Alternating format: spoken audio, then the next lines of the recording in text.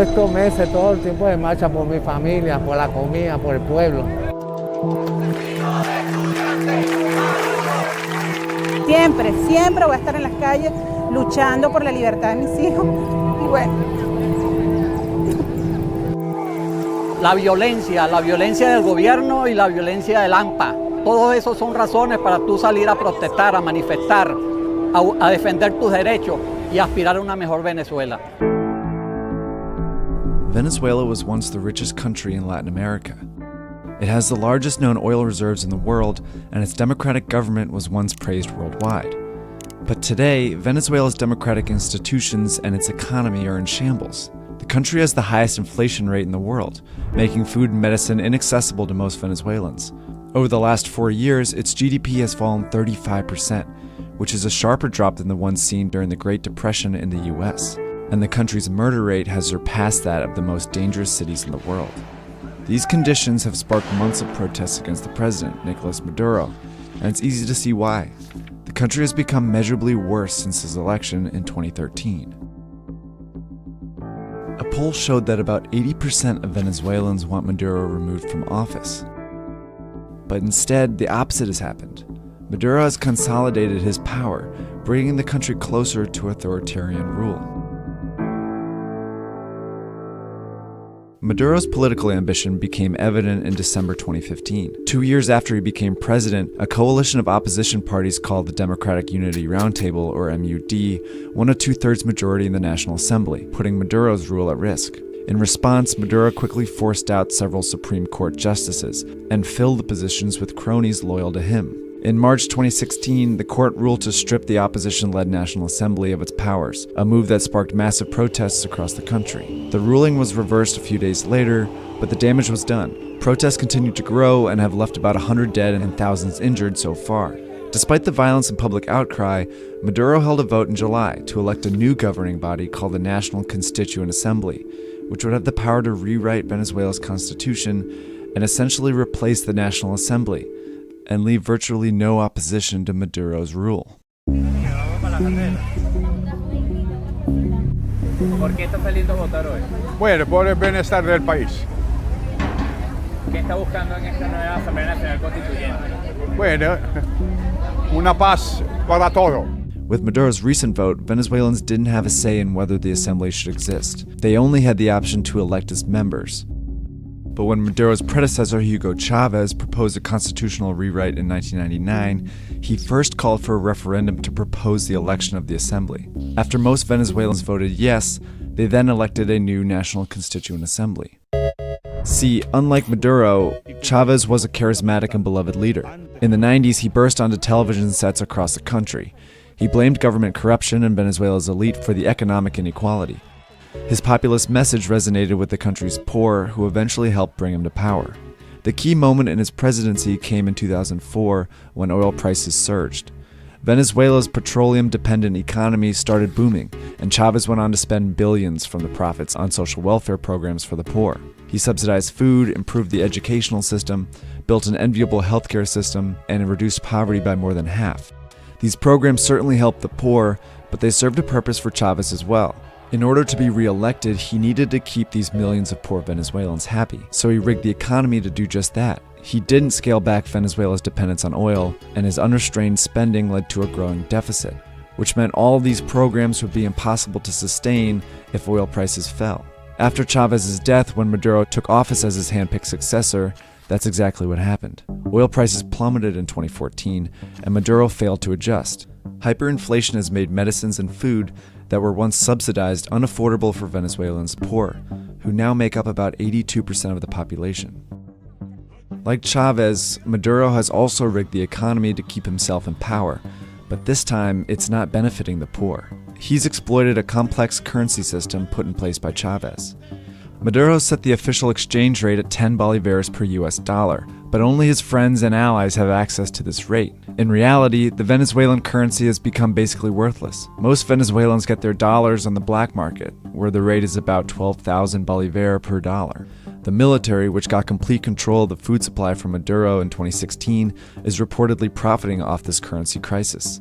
They import food at Maduro's special currency rate and sell it on the black market for a massive profit. So for military generals and political allies of Maduro, the crisis has offered a lucrative opportunity which has helped Maduro stay in power. But he can't rely on that support alone. Which brings us back to Maduro's recent power grab. The opposition boycotted the vote, but Maduro held the vote for a new constitutional assembly anyway, and won a majority. Protests on the streets of Venezuela turning deadly after President Nicolas Maduro declares victory. The violence on Sunday, very real. The bomb went off near some motorcycle police, wounding several. Election day clashes between protesters and police claiming at least 10 more lives. At least one candidate has been murdered, shot to death. La elección de la Asamblea Nacional Constituyente es un fraude abierto, el mundo lo ve, lo ha visto, está claro, todos están claros de lo que sucedió. Ahora, lo que hay que seguir es seguir buscando la libertad, porque nosotros vivimos en libertad y sabemos lo que es eso. Para allá vamos a ir. Lo que sucedió ayer fue el más grande fraude que se haya cometido en cualquier elección nacional. Era un fraude cantado, ya se sabía que iba a ser una elección con poca asistencia, pero con una gran participación forjada por el gobierno. Maduro's government is trying to create the illusion of public support. The government claimed about 8 million people, or 40% of the country, voted, but experts put that number much lower, at just 3 million people. The international community, including Peru, Canada, Spain, Mexico, and Argentina, condemned the election. The US imposed financial sanctions on Maduro and members of his government. But Maduro's assembly, filled with loyalists, convened anyway, and it swiftly removed Attorney General Luis Ortega, leader of the opposition. Armed groups reportedly arrested several other opposition leaders too. Whether the group will rewrite the constitution or postpone the next presidential election remains to be seen. For now, Maduro has unprecedented power over a country that continues to spiral out of control. Esto está cada día peor, mi querido. Si este hombre no se va, aquí Venezuela, bueno, ya. Una guerra. Una guerra aquí. Aquí lo que hay es guerra, una guerra. And that, Trinidad and Tobago, was a small history of Venezuela. And I want to reiterate something. Actually, I want to say something. The Venezuelan regime, Nicolas Maduro, has only a couple more months before the United States steps in and actually bring about regime change in Venezuela. So for all the geopolitical analysts and them out there on social media, there's a clip for you that you could always go back to that speaks to how the lives are for the Venezuelans across in Venezuela. For all the people in Venezuela that are taking up arms and becoming part of the militia team to await an attack and listening to Nicolas Maduro promise some sort of vindication of freedom for the people of Venezuela, he's been doing that for years. And there's no chance in hell that Nicolas Maduro can win a war against the United States of America. And for all the Caribbean countries, Mia Motley, who's Jamaica Prime Minister? I don't even know. Jamaica, St. Vincent and the Grenadines for, what's his name? It just came to my mind. Gonzalez or whatever. But for all the rest that want to talk now, for CARICOM mostly, if you also want a zone of peace, take in Maduro. Take in Nicolas Maduro. No extrajudicial laws or anything like that. So take in Maduro. Do we have to do across there, man? But anyway, good night to the people of Trinidad and Tobago. Shub Diwali to my brothers and sisters that are celebrating Diwali, the Festival of Light. I saw Charlieville is in. They're celebrating light in Charlieville for sure. Felicity Shagona says the place to be tonight. I see Senator the Honorable Philip Alexander is down there. I see a lot of persons down there celebrating, some UNC officials, also government officials down in Felicity celebrating the Festival of Light. Now, while we celebrate Festival of Light, I saw yesterday for Diwali, you know, the holiday was yesterday, but it would fall on today, Monday. I saw rainfall, real bad, but flood out the Nagar, a lot of rain, heavy rain. And ironically, you know, it only fall over north and central Trinidad because coming up to the east, there was no rain in the east apparently. God forgot to touch the east. But Royal rain across Trinidad and Tobago. So while you're out there, be safe, Trinidad and Tobago, as much as possible, all right? As we get started tonight, there's a lot that we're going to go over. On the last show, I promised to bring something to you and bring some information to you and actually show you the real issue between Venezuela and Trinidad and Tobago. So I wanted to take a step back and show you what's going on in Venezuela. But I think it's time to show you what's taking place in Trinidad and Tobago. Because for all the idiots, and I like to call them assholes on social media, TikTok, all of the idiots and imbeciles that are talking today and telling you that Kamala Persad-Bissessar should stay away from what's happening in Venezuela, as though we have a goddamn choice in this matter. They failed to bring to you the CARICOM 2019 report. They failed to bring to you the 2023 U.S. report, a CARICOM report 2023, the TTPS report 2025, U.S. report 2021. They failed to bring all of those reports to you and actually show you the real truth that goes on in Trinidad and Tobago, the real horror stories that take place right here in Trinidad and Tobago. There's a reason for the coup. The 1990 coup, there's a reason for that. There's a reason for Vice News coming down to Trinidad and Tobago. There's a reason for the BBC report. There's a reason why in the Vice News report it stated that businessmen and politicians are the main drivers of crime in Trinidad and Tobago. There's a reason for that. And we'll get to some of the reasons tonight. Simply because right now, Trinidad and Tobago, you seem to think that PNM care about you.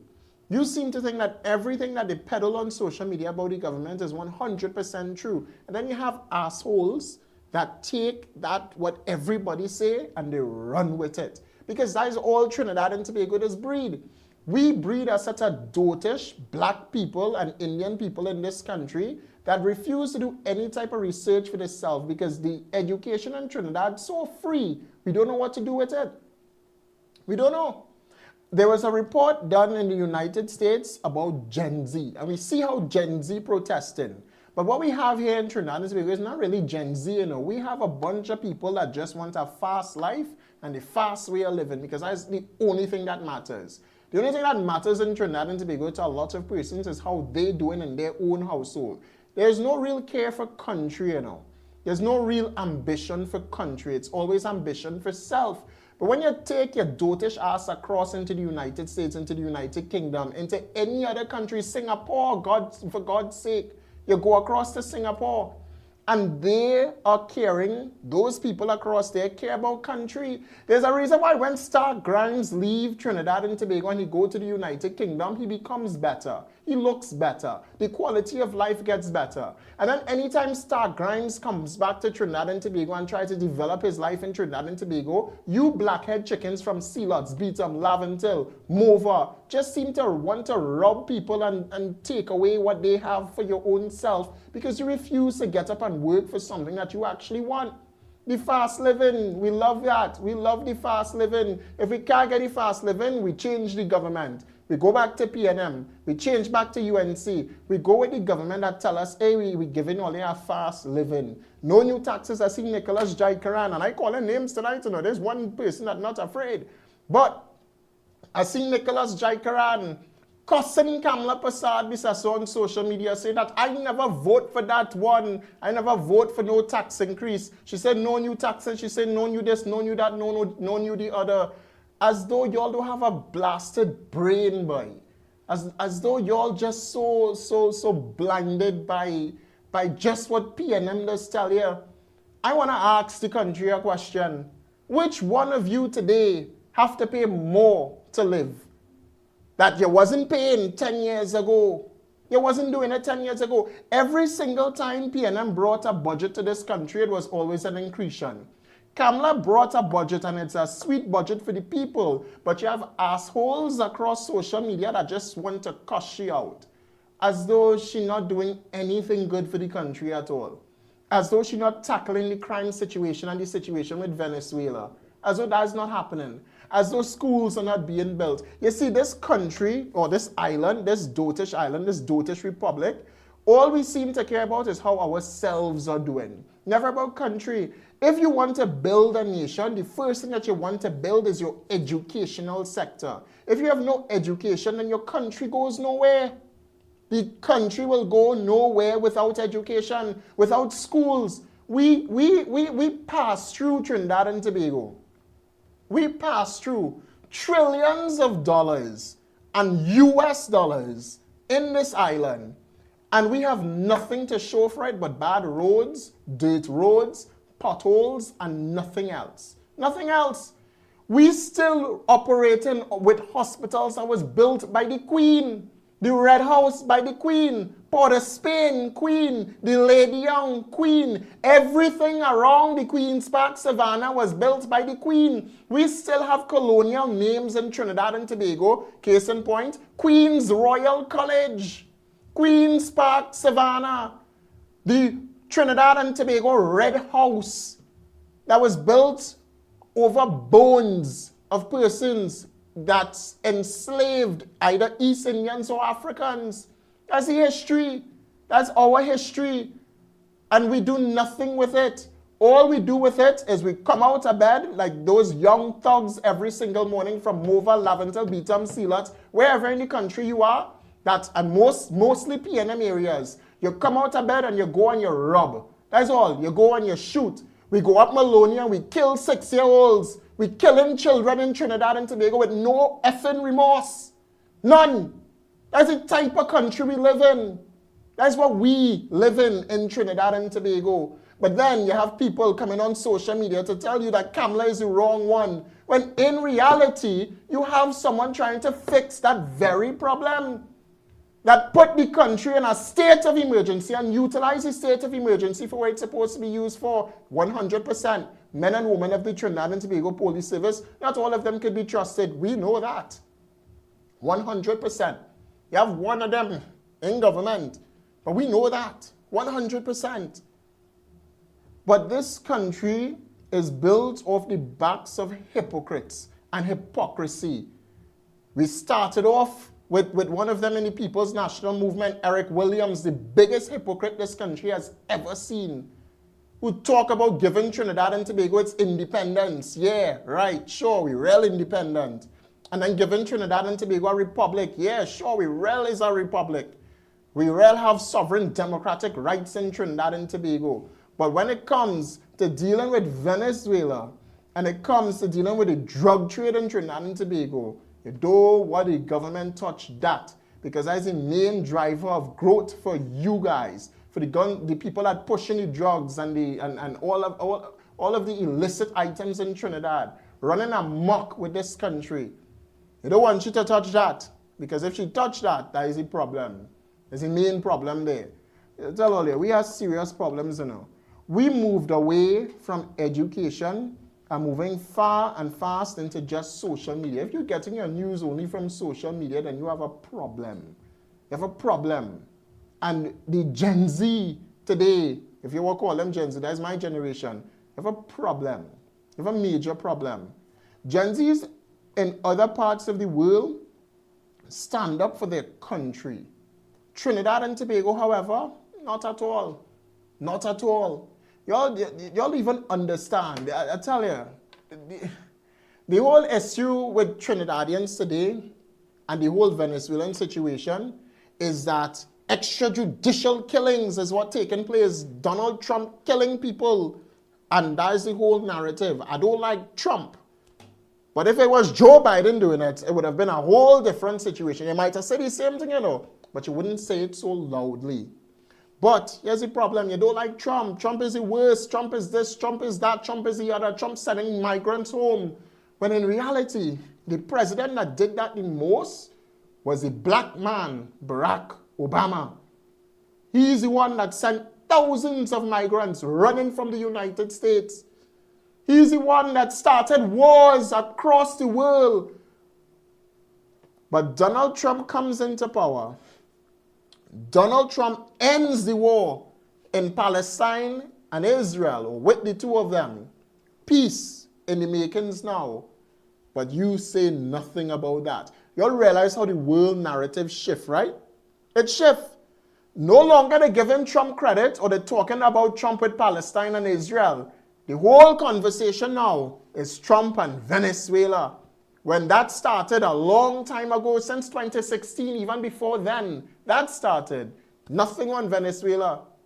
But as soon as Palestine get peace, the world media shifted to Venezuela, and all of the bombings that taking place out at sea that are just happening just like that. Trump just executing people like he going mad. And my question is, why you don't take out the Galleon's Passage that'll sail to Tobago? If you're just killing people just like that, the Galleon's Passage on the water, and it sails from Trinidad to Tobago.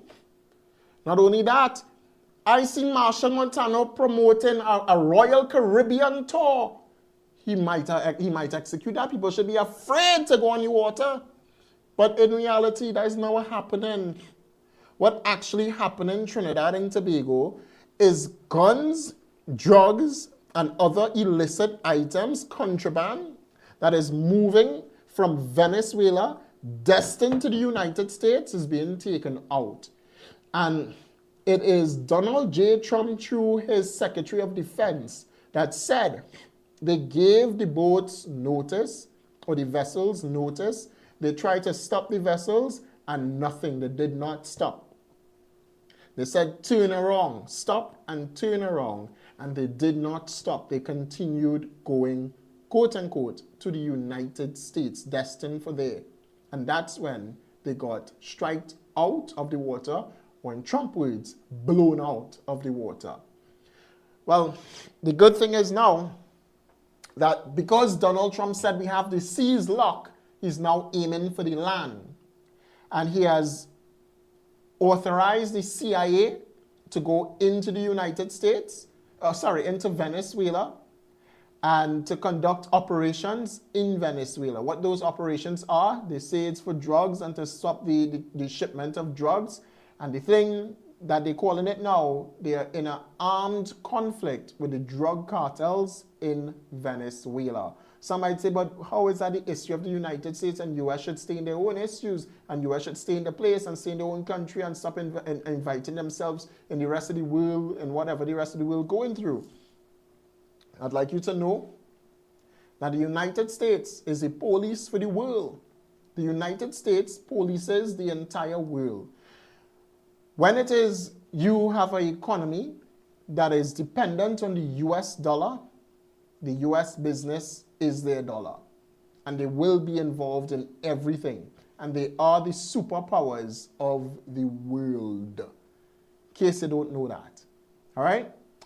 But as we start off Trinidad and Tobago, one of the things that I'm coming to and going to next is to prove every mother effer wrong right now in Trinidad and Tobago. Every person that say you don't know what you're talking about, and come on my post to say you don't know what you're talking about and you're wrong, and CARICOM, and you don't know the CARICOM report, you don't know the US in-person report, you don't know anything. Well, it's not US in-person, it's the CARICOM in-person, and then it's the US human trafficking report. You don't know anything like it. You didn't take time to read it. Tonight, we're going to go over something Trinidad and Tobago, and we're going to prove some mother effers wrong. Stay tuned. We'll be back right after this.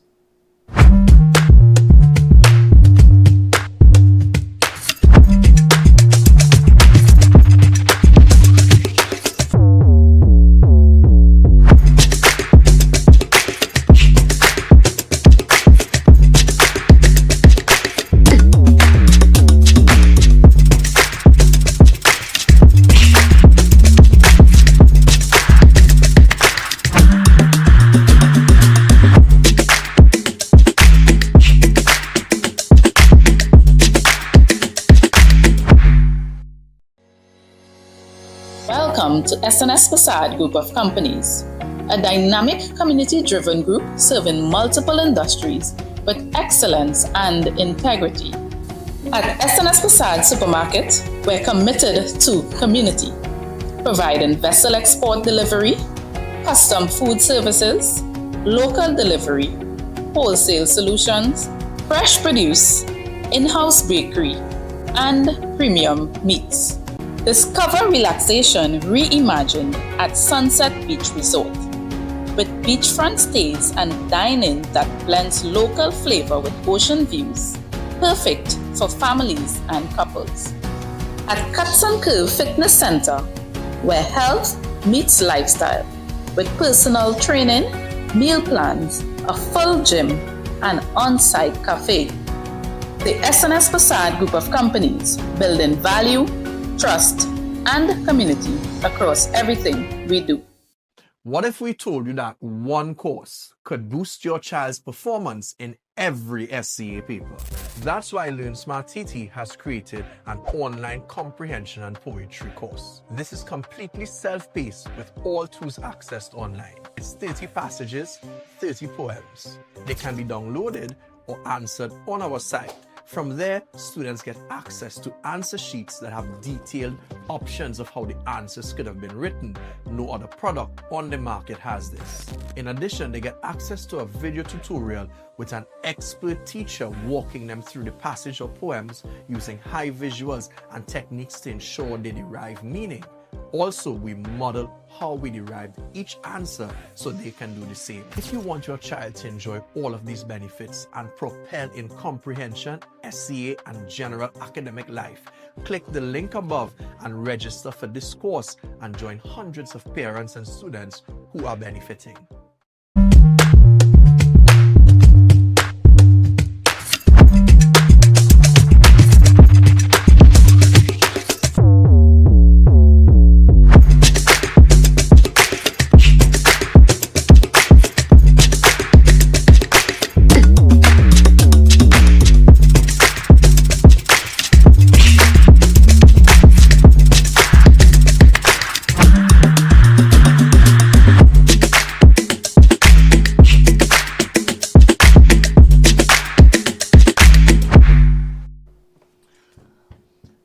So, Trinidad problem is Trinidad and Tobago, number one. That's our problem. Our problem is that we have such a docile society that anybody could do and say anything and you'll take it as at face value and run with it as a citizen here in Trinidad and Tobago. Your parents and your grandparents, your parents are all dotish. Those that continue to just perpetuate the same level of dotishness that this country has been through, the same level of dotishness by telling you that the best thing that you could do as a child growing up is to go to school, get an education, and then go and get a government work. That level of dotishness is a problem that we face right here in Trinidad and Tobago. Next level of dotishness, that PNM education dotishness. In the 2020 election, there's a black family from Lavantil that come out on social media and she was telling her children, if you ever vote UNC, you'll get out this house. That level of dotishness is what have us in this mess today. The no level of accountability or transparency in governance simply because you could eat our food as a citizen here in Trinidad and Tobago is a reason why we are where we're at today.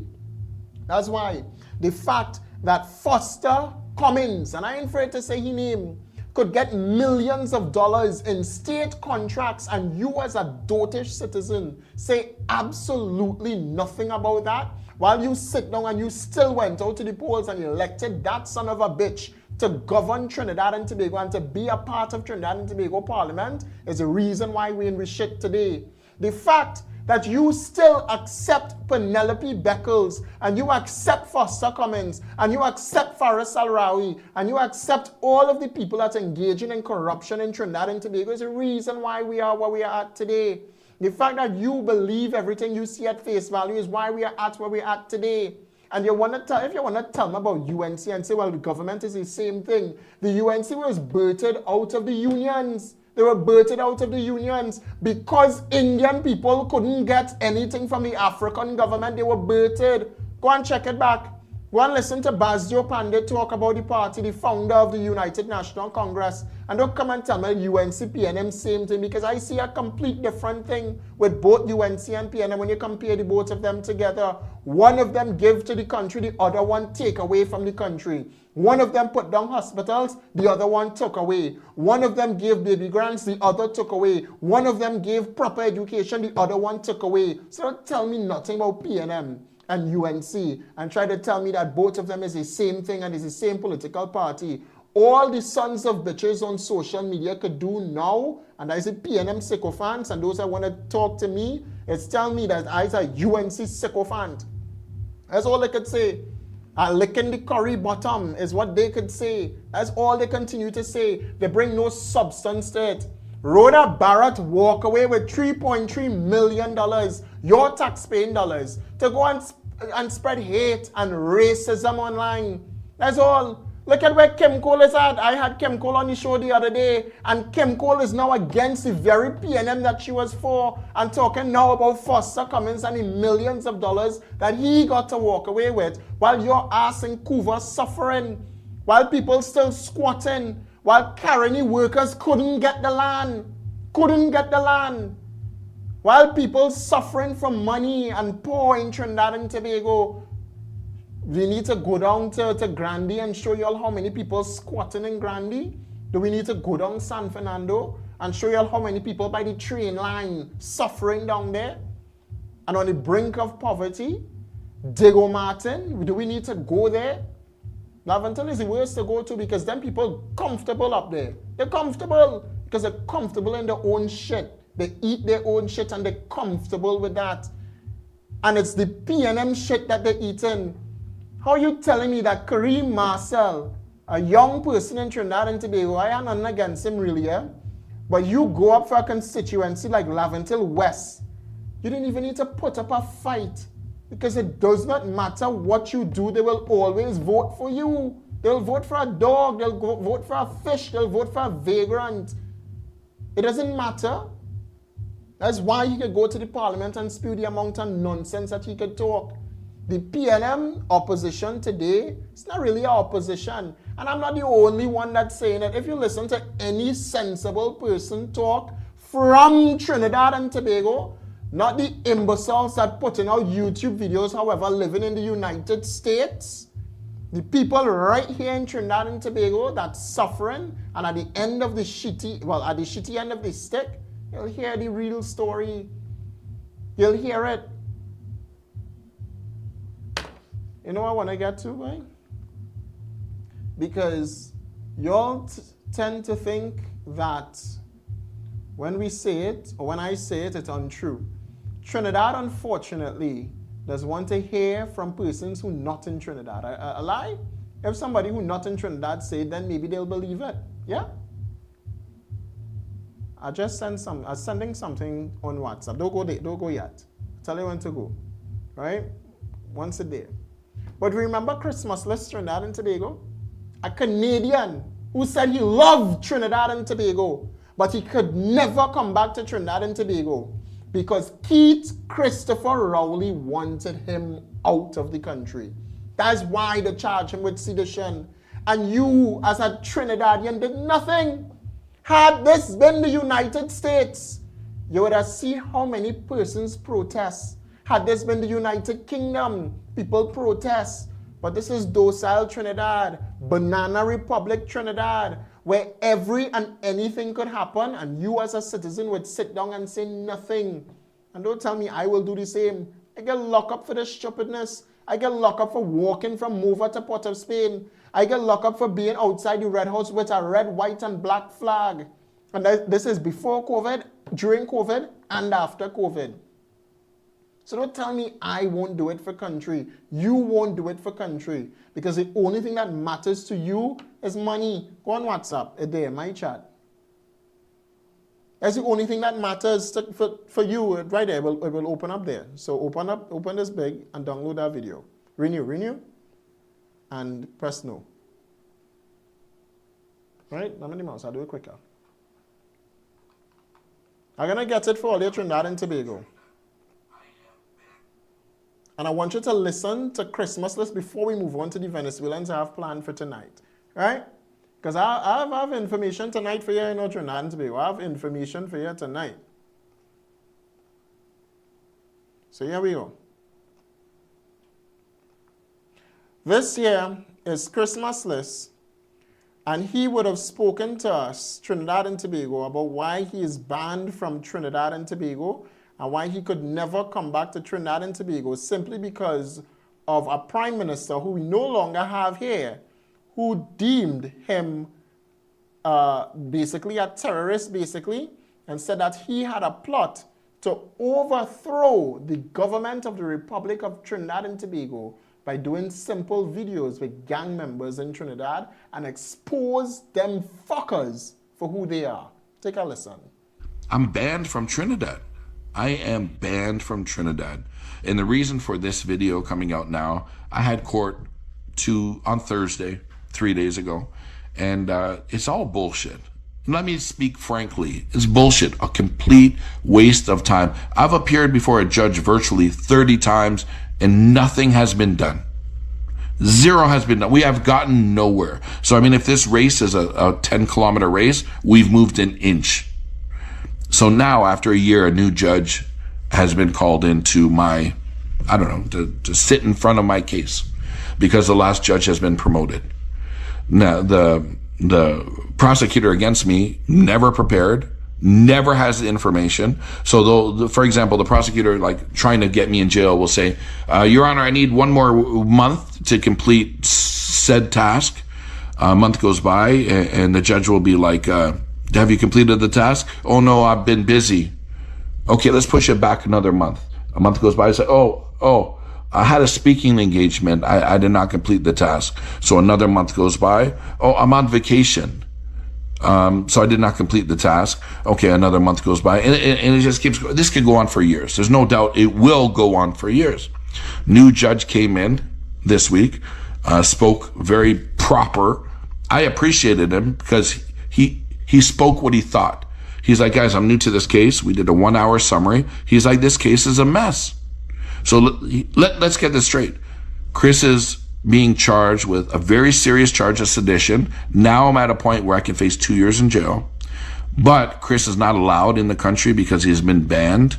He's been deported. So they went through a process of deporting me without the prosecutor knowing, which is like unheard of. So you want me to face charges in your country, but I'm deported and I can't enter your country, right? Like, this is like, you don't have to be overly intelligent to understand.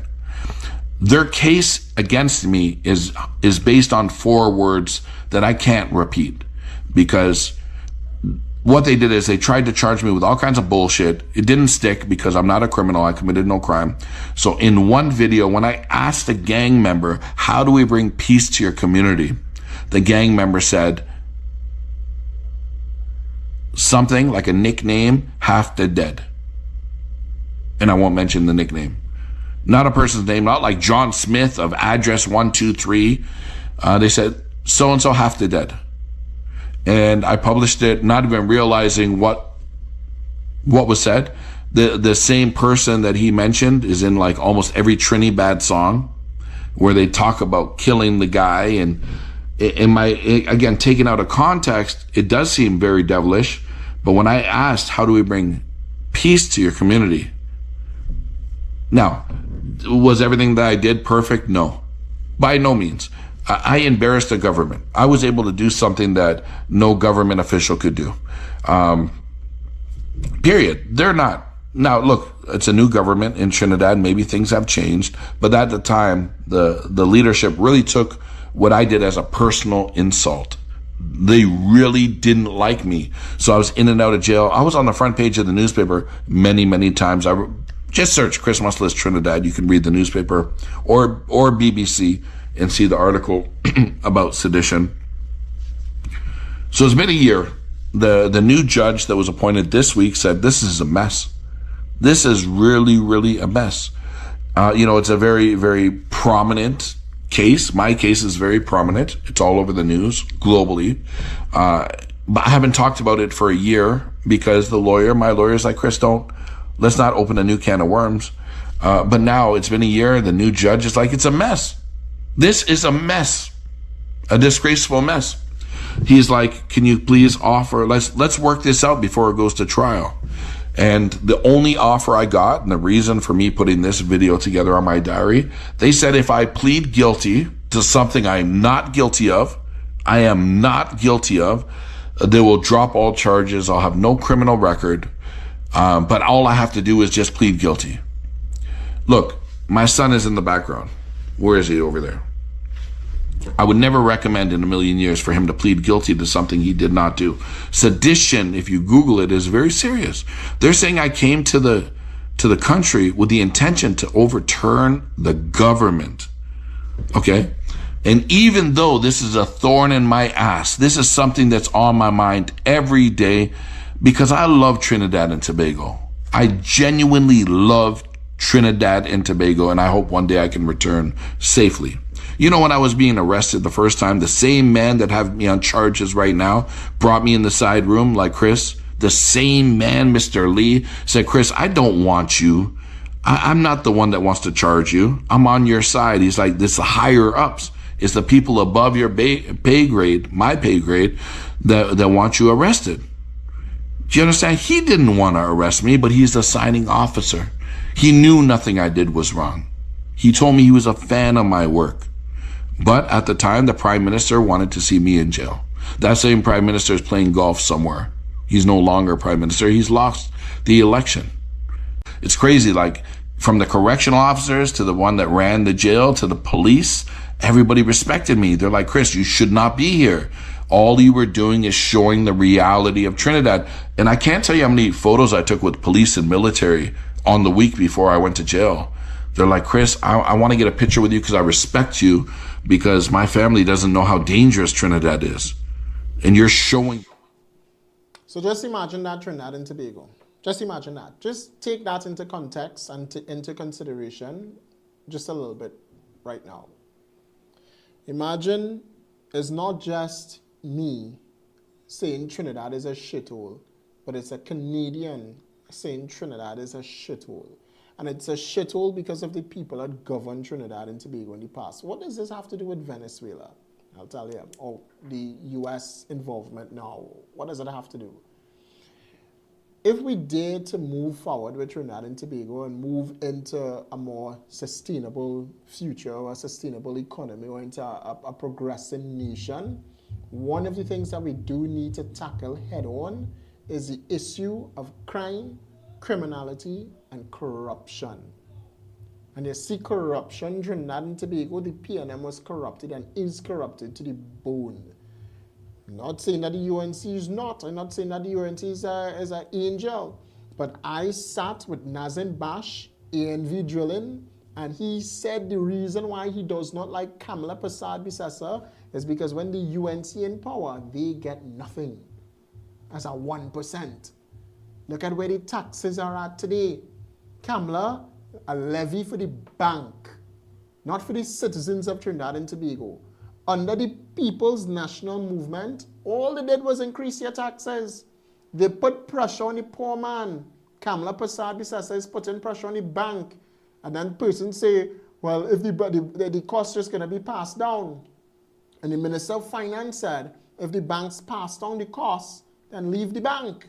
And Kamala Persad-Bissessar said, if they do try, we will step in and we will sort it out. Meaning that they would legislate. A former prime minister telling you that they don't want to do anything with the banks and the rich will get richer. And Kamala Persad-Bissessar telling you that if they try, we will step in. I aired that on the last show.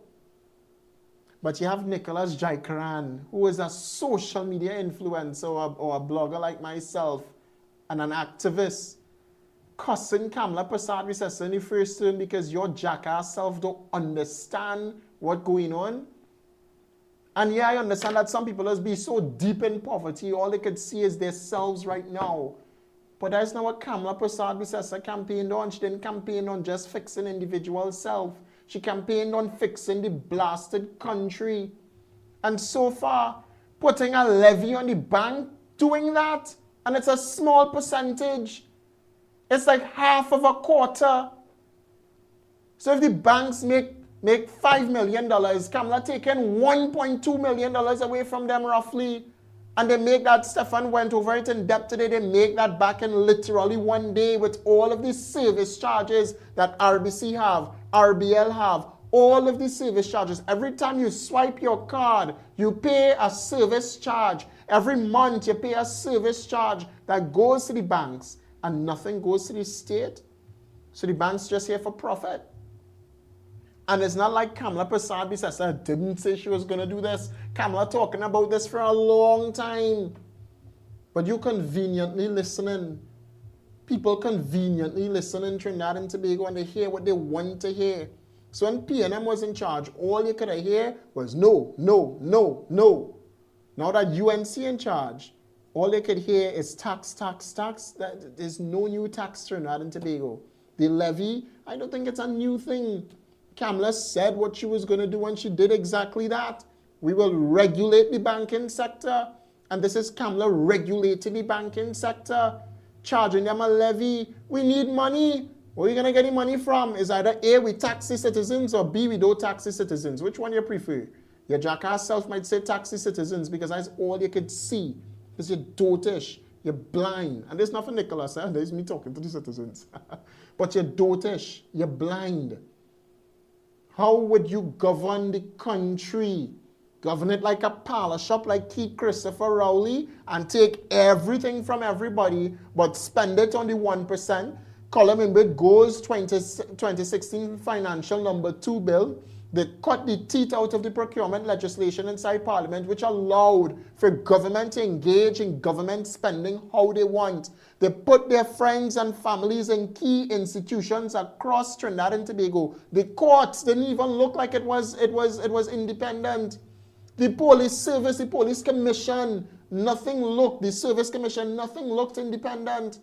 Keith Rowley went to Parliament and interfered with the merit list. Gary Griffith wanted to polygraph officers in the Southwestern Peninsula to deal with the very issues of Venezuela, but the Police Service Commission kicked back against it. Police officers, not Police Service Commission, the police, the union, I think, or the police something, all right? But they kicked back against it. They said, no, yo, the body cameras, they kick against the polygraphing, they kick against. Y'all don't see in the issue. Trinidad said nothing. Again, we want to leave Trinidad and we want to run to the white man world. But in the white man world, we will follow the white man rules. But right here in Trinidad and Tobago, we wouldn't do it because there's we hometown. God is a Trini. God is a Trini. That's what we always say. Nothing bad could happen to Trinidad and Tobago because God is a Trini. Let me go to the Venezuelans because if I continue, I wouldn't get to the Venezuelans tonight, right?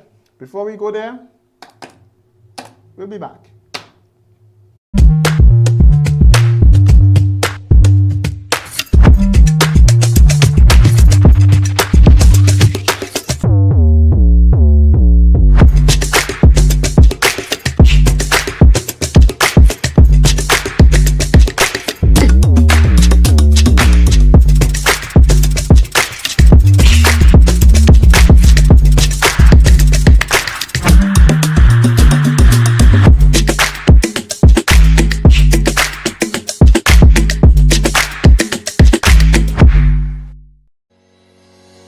Welcome to SNS Facade Group of Companies, a dynamic community-driven group serving multiple industries with excellence and integrity. At SNS Facade Supermarket, we're committed to community, providing vessel export delivery, custom food services, local delivery, wholesale solutions, fresh produce, in-house bakery, and premium meats. Discover relaxation reimagined at Sunset Beach Resort, with beachfront stays and dining that blends local flavor with ocean views, perfect for families and couples. At Cuts and Curve Fitness Center, where health meets lifestyle, with personal training, meal plans, a full gym, and on-site cafe. The SNS Facade Group of Companies, building value, trust, and community across everything we do. What if we told you that one course could boost your child's performance in every SCA paper? That's why Learn Smart TT has created an online comprehension and poetry course. This is completely self-paced with all tools accessed online. It's 30 passages, 30 poems. They can be downloaded or answered on our site. From there, students get access to answer sheets that have detailed options of how the answers could have been written. No other product on the market has this. In addition, they get access to a video tutorial with an expert teacher walking them through the passage of poems using high visuals and techniques to ensure they derive meaning. Also, we model how we derived each answer so they can do the same. If you want your child to enjoy all of these benefits and propel in comprehension, SCA, and general academic life, click the link above and register for this course and join hundreds of parents and students who are benefiting.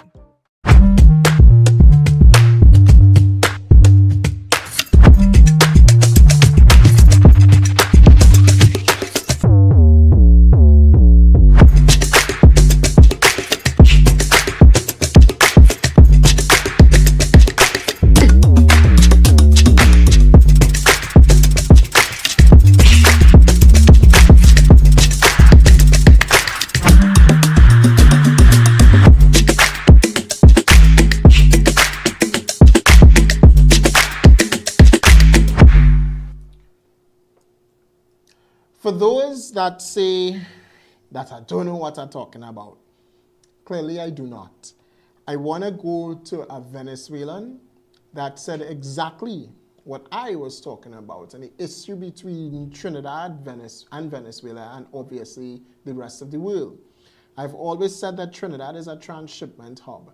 CARICOM gave a report 2019, and they also gave a follow-up report 2023-2024, and then the United States gave their report as well on human trafficking. No one did anything about it.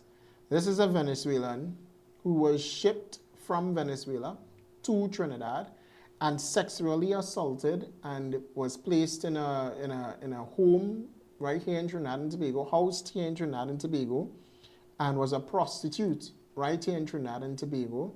She gave her story, and I have the exclusive now. So I'm going to give teasers of it, and then I'm going to run the full show on a different day. But this is her story as how it started. So this is how she would have...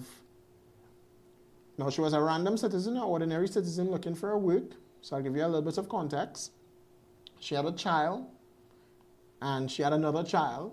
And unfortunately, she had to feed the children, and it was around the same time, I think 2019, when Venezuela was going through their little issues. And she asked a friend to get her work. She got to work, then she asked her cousin to get her work, and her cousin, see, they say friends does Lydia not bring her back, but I think his family does Lydia not bring her back at times as well, because her cousin would have put her on to someone who I'll reference as Boss, and Boss brought her to Trinidad, and they engaged in that sexual assault, and they engaged in the prostitution of the Venezuelans right here in Trinidad and Tobago, particularly in San Juan. Take a listen.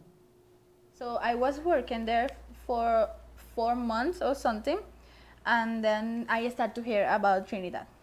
So one of the girl who was working there, she say like she going to Trinidad with somebody, but she don't give me like much information. She just say she going, and I say all right, and she decided to leave, and I think it was 2020, in January. Okay. 2020 of January. I say yes, okay. She went, but she don't give me much information like how she went here and thing, and like 1 month after, and next year decided to come here too. So that was February. So in March, I just say like, well, I will leave. Because in that point of time, the COVID was already... we don't was hearing much about that. Oh. We remember the COVID started about around April. No, well, it was not too bad. The COVID started, but when you reach the quarantine, no. Okay. Quarantine started in April. Okay. So I reached here by March. Yes. And tell me about that story. How did you contact the people? How that happened?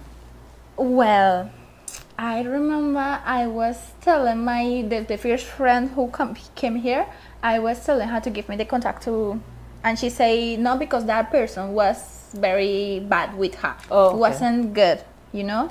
And I say like, okay, but I don't remember exactly how I get the number of the guy who bring me here, but I remember I talked to him for Messenger, and I was explaining him like I want to go to Trinidad, and he was telling me like, okay,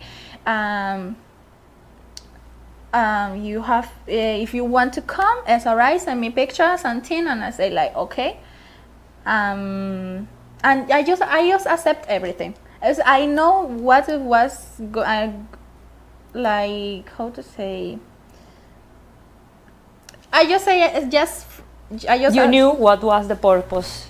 Yes, I was like, I just want to come. Okay. Yes, he was explaining to me a little bit, just by a little, and I just accept everything. He just like, I remember he told me like, if I have more friends by me who want to come with me, and I say, well, I will ask. I remember I asked them, and 2 of them decide to come with me, and was like that. Now you'd like to think that that's where the story ends, though. It's just starting to get a little bit more interesting in Trinidad and Tobago. You know, she did decide to come to Trinidad, but she wanted to come to Trinidad for a better life. And she knew what she was going to get into. However, things took a different kind of turn right here in Trinidad and Tobago, because she wanted out of the life of prostitution, basically. Let's take a look at the second clip. I remember they tell me, well, I will send the money to you going to Cupita, and then somebody will drop you by one hotel, and then they carry us to Trinidad. Okay. That, how to say, trip was like the worst experience I have in my life, because everything, I think everything. The way was a lot of people. I think in that small boat was around 30 person in the river. So we was in the river around, how to say, 10 hours. Wow. Or almost 10 hours, and we didn't reach. We just reached something they call it La Barra.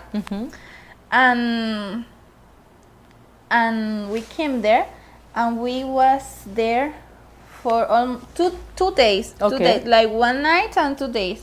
And in this scenario, they will charge you for all the transport since your town until Tucupita, until La Barra, until Trinidad. Sí. Yes. They charge for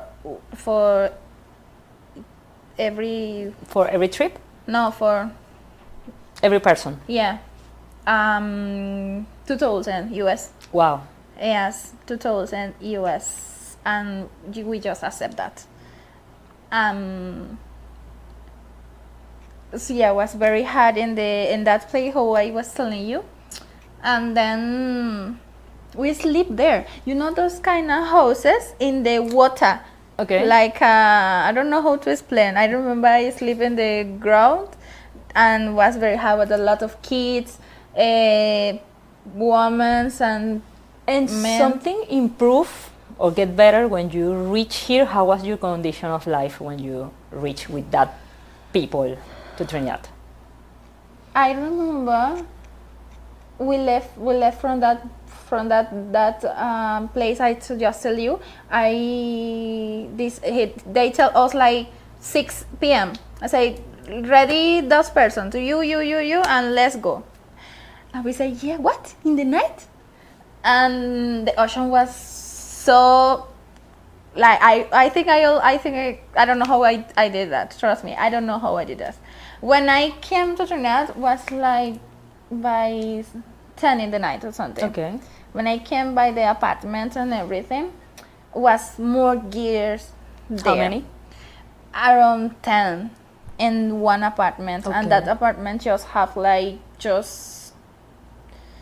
like one room, but that room have like plenty bed and things, you know. So everybody slept together. Yes, yes. I like every gear is in one bed, one bed, like 2 gears and 1 bed. Okay. One thing, and I remember we have to pay every week. Every week, we have to pay $500 TT for dollars. $500 for the rent, So- and then we have to pay the light too, the internet too, the food too, and plus the bills they give us. The Exactly. 2,000. The 2,000 US and the $500 TT dollars a week for the rent. That will be 2,000 for every girl. More plus the light bill plus what else? Plus the rent. No, the rent, the light bill, the Food. Okay. And everything. So you see how all the money they get, because they just charge you for bring you here, and then all the things they say we have to pay. So that's much. the final debt is not 2,000 US. It's way more than that. Or you pay way more than that. I was there for 1 month, just for 4 weeks. And every week I remember I pay $500 TT dollars for the rent. After all of this, how was that experience? I don't know how to explain to you. If I can be honest, trust me, this is not make me feel comfortable, because trust me, nobody want to talk about they have to do those things for survive, you know.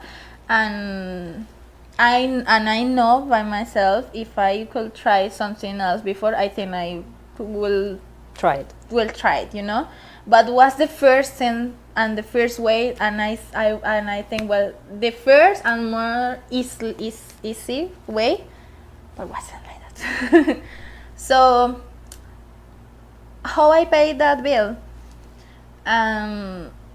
they find the customers. Yeah. How they manage the money you make with this service? We don't see the money. We never see the money. I remember when I come inside the car, the person talk with the driver, give the money to the driver, and then I don't see that money. I don't know how much money they charge. I don't know how money. They just tell me something, but after that I realized wasn't that amount. It was always more, but they just less. They just say less. Give you less. They say less. They say less. Okay, they say less money they make with that. Yeah. Trinidad does do that. According to the Minister of Homeland Security, Trinidad does do that. Trinidad don't do that. No, we don't do that. We don't engage in human trafficking. According to people in my comments, I don't have proof of human trafficking taking place. This Venezuelan just said that she was on the water at night. The boat was going like this, coming into Trinidad and Tobago. I think that was legally. Carla's send boats in the night. Carla have boats. I don't know that we have a boat sailing from Trinidad to Venezuela. You all know of one? I know of the pirogues. Maybe Caribbean Airlines have a boat. It's Caribbean Boat Limited. Trinidad does do that. Trinidad don't do that. We don't engage in those things. Trump and them just killing people out at sea. They are legally out at sea fishing with 3 big engines fishing. Destined for the United States just to drop off the fish. Trinidad don't do that. But the story ain't done. Well, I remember I started to get problems there because not much of the gears there was working much, you know. They wasn't working like much, like because like some of them was like there from 1 year or 6 months or 5 months. But because they want to, or because they was paying the debt? They was paying the wow. Yes, but they don't get much, you know. So I remember that boss carried them almost every day. No, well, I don't know. I don't remember the day, but one nightclub, San Juan. I don't know if I can say the name, but I don't want it. Was many. They go in there like almost all night. I don't know, but I just went one night. Okay. But I remember when I came, I was almost the only girl who was go out like often, you know, like in the every day. I think that helped me to pay that in for week. I hear something about when these girls cannot work because, as you say, maybe they don't have. Well, I don't know how to say it, but they don't get the excuse they make is because I'm skinny and a little white. Okay, that was the reason you get a little more. That's what they say. That's what they say. And with these girls, when they are not profitable enough, what happened with them? In some circumstances, they just sell them. Like for somebody, if someone one of them, they could say, well, they could sell them for 1,000 US or 2,000 for 5 months or 6 months or like that, you know. And after that point of time, what happened with them? After, well, I don't know what happened after that, but it's like piece of meat, you know. They are a piece of meat, and in Trinidad, that's how the Venezuelans are treated in Trinidad and Tobago, as a piece of meat shipped across the country. But don't think for 1 second that it's only Venezuelans in it. I'd like to remind you again, Andrea Barrett and all the other women in Trinidad that was raped and then subsequently beheaded. Women protested out at the parliament again. Don't forget that now. Women protested out at the parliament for this very reason. They're feeling unsafe in the streets of Trinidad and Tobago. The only people that can make them feel that unsafe is the Trinidad and Tobago Police Service at times as well. Which is why, again, the new initiative by Gary Griffith was to build back trust. And the initiative today under Guevara, the Commissioner of Police now, is to build trust with the Trinidad and Tobago Police Service. But in order to build trust, they've got to wear somebody cameras, right? Ask why police officers don't want to wear body cameras at all. Or ask who involved in these things. Let's continue listening. But still, that is human trafficking. Yeah, of course. But I was explaining to you earlier. It's like they make you feel free, but in the same place, not free. You know, it's like you here is because you want it, but you can't leave. You understand? It's like you can't go to the store alone. You can't, because they think we will just escape. You know. Some women I know, they escape. That's a bad things, because I know about many history. Some girls escape from their boss, and when they find there, they cut all the hair, sometimes cut the fingers, and it's very bad. And you know about this? The worst boss is the same Venezuelan people. Wow. The same. So it's a lot of Venezuelan people involved in this kind of activity. Yeah. And some Trini too. Some Trinidadians do this, and they work with this kind of work, and they could be worse. Well, actually, recently the first human trafficking man was put in jail for the first time in the history of Trinidad. I think that was like 1, 2, 3 weeks ago. After 13 years of trial, finally this person is on jail. So I think the justice here is getting more involved in this type of things and trying to put an eye on that. So try to pay more attention and try to work with the victims and the traffickers. Yeah. And after you pay your debt, did you see something? What happened with the other girls? If they mistreat them?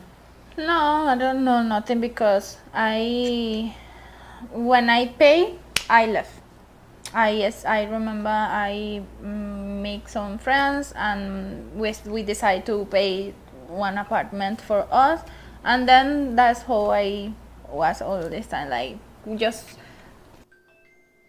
Would you think that Trinidad and Tobago Police Service involved in any of this, as the 2019 CARICOM in-person report suggested, or would you say no? Would you say that Trinidad and Tobago have illicit trades that go on? I mean, we baited parts of ISIS right here in Trinidad and Tobago, just in case you did not know. All right, our own Umar Abdullah was a part of the ISIS gang fighting for ISIS. Yeah, I mean, we baited so much in Trinidad and Tobago. We have real talent, but we're using our talent for illicit trades. Guns, ammunition, women, men, children, even Trinidadians get shipped out. We have 2 more clips to go to, and then the full show will be played later on. Take a listen. But in some times I wasn't feeling like I don't want to continue with this, you know, because it's people always say easy money. It's not. No, it's not. It's fast, but not easy. No, it's not easy. And after you left this place, did you saw these people in the street or something, ever? Oh, you're talking about the boss? Mm-hmm. Yeah. Or trafficker?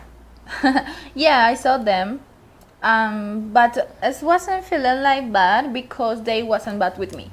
But by my experience, they wasn't bad with me. They wasn't good either.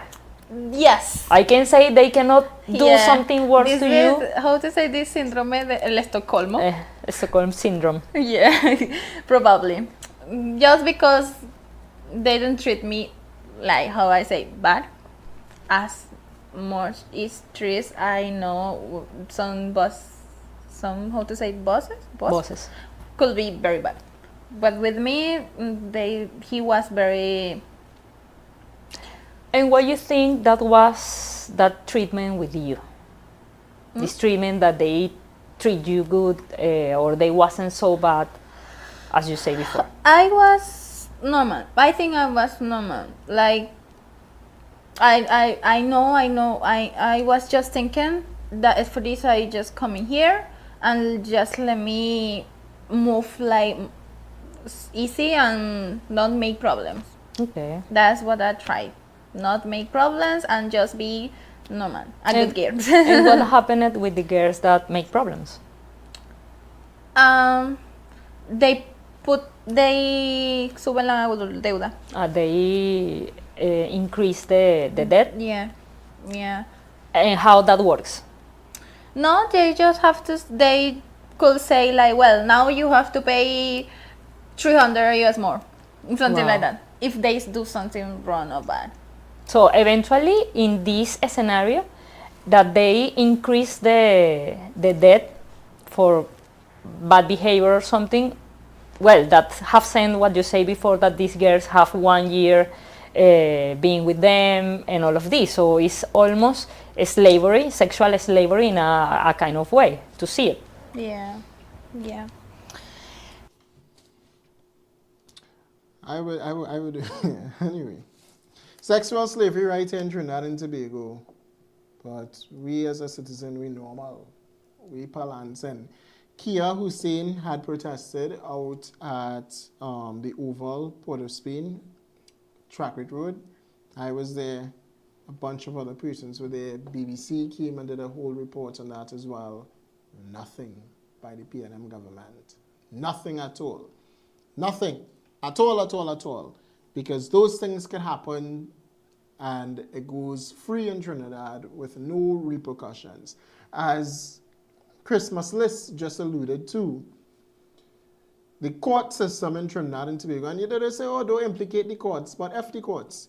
The thing is, the courts in Trinidad and Tobago, they take so goddamn long to bring about any type of justice for the people of Trinidad and Tobago. They take too long.